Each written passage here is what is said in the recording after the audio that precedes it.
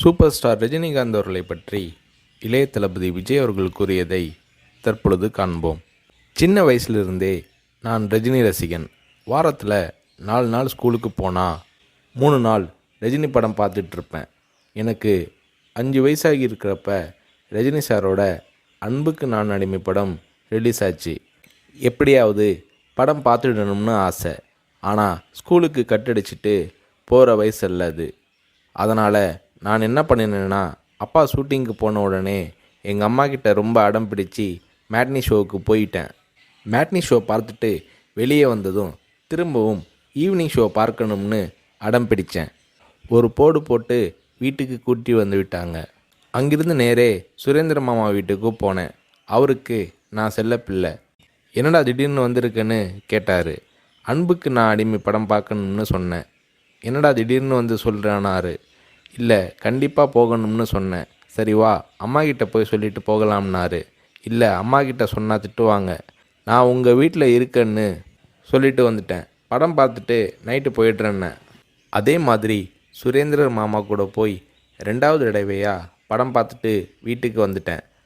அப்படியும் சும்மா இருக்கலை. ஷூட்டிங் முடிஞ்சிட்டு 9 மணிக்கு அப்பா வந்தார். வாடா சாப்பிடலாம்னாரு. எனக்கு பசி இல்லைன்னு முகத்தை திருப்பிக்கிட்டேன். கோபமாக இருக்கிற மாதிரி நடிப்பு காட்டினேன். இல்லை, சாப்பிட்டு தான் ஆகணும். உன் ப்ராப்ளம் என்னன்னு சொல்லுனாரு. அன்புக்கு நான் அடிமைக்கு கூட்டிகிட்டு போனால் சாப்பிட்றேன்னு சொன்னேன். சாப்பாட்டை பரிமாறிக்கிட்டு இருந்த அம்மா என்னை பார்த்து, அட திருடா, என் கூட வந்து அந்த படத்தை மேட்னி ஷோவில் பார்த்துருக்குற மாதிரி முறைச்சி பார்த்தாங்க. சரி வந்து சாப்பிடுனாரு. சாப்பிட்டு முடித்ததும் நைட் ஷோவுக்கு கூட்டிகிட்டு போனார். உண்மையிலேயே அன்னைக்கு மேட்னி, ஈவினிங், நைட் ஷோன்னு 3 தடவை ரஜினி சார் படம் பார்த்தேன். படம் பார்த்துட்டு வந்ததும் அப்பா கிட்ட ஒரு அன்பு கட்டளை போட்டேன். நாளைக்கு நான் ரஜினி சாரை பார்க்கணும், அவர் கூட நின்று ஃபோட்டோ எடுக்கணும்னு சொல்லி அப்பாவோட கழுத்தை கட்டி பிடிச்சிக்கிட்டேன். அடுத்த நாள் காலை நானும் என்னோடய ஃப்ரெண்ட் கார்த்திக்கும் அப்பா கூட போனோம். ரஜினி சார் வாகினி ஸ்டுடியோவில் ஏதோ ஒரு ஷூட்டிங்கில் பிஸியாக இருந்தார். நான் ரஜினி சாரை நேரடியாக பார்க்கிறது அதுதான் முதல் தடவை. எப்படி ரஜினி சார்கிட்ட பேசுகிறதுன்னு பயந்துக்கிட்டு இருந்தேன். அவர் கூட்டிகிட்டு போய் அன்பாக பேசினார். அப்படியே என்னை தன்னோட மடியில் உட்கார வச்சுக்கிட்டு என்ன படிக்கிறேன்னு கேட்டார். சொன்னேன், நான் உங்கள் கூட நின்று ஃபோட்டோ எடுக்கணும்னு சொன்னேன். சிரிச்சுக்கிட்டே என் கன்னத்தை தட்டி கொடுத்து எங்களை அணைச்சிக்கிட்டு ஃபோட்டோவுக்கு போஸ் கொடுத்தார். என்னால் மறக்க முடியாது அந்த இனிய நாளை, அவரது அன்பான அரவணைப்பை. வீட்டுக்கு வந்ததும், அப்பா நீங்கள் பெரிய டைரக்டர்னு சொல்கிறாங்க, ஆனால் என்னால் உங்களை டைரக்டராக ஏற்றுக்க முடியாது. எப்போ எங்கள் தலைவர் ரஜினியை வச்சு டைரக்ட் பண்ணுறீங்களோ அன்னைக்கு தான் உங்களை டைரக்டராக ஏற்றுக்குவேன்னு சொன்னேன். அப்பா என்னை பார்த்தாரு. ஒரு ஹிந்தி படம் டைரக்ட் பண்ணுறதுக்காக எங்கள் அப்பா பாம்பே போனார். எனக்கு ஹாலிடேங்கிறதால நானும் அம்மாவும் கூட போயிருந்தோம்.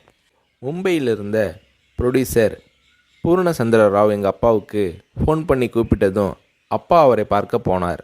வரும்போது ரொம்ப சந்தோஷமாக இருந்தார். ஹோட்டலுக்கு வந்ததும் என்னை கூப்பிட்டு, விஜய், நான் டைரக்டர் ஆயிட்டேனாரு.